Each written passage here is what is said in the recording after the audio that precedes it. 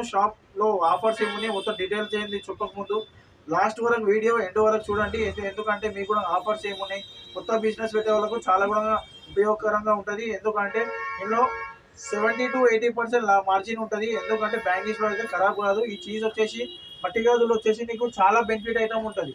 నీకు 1 రూపీకి పడితే 4 రూపీస్కి అమ్మవచ్చు, అంటే 3 రూపీస్ బెనిఫిట్, అంటే 70-80% నీకు లాభం ఉంటుంది బ్యాంగిల్స్లో.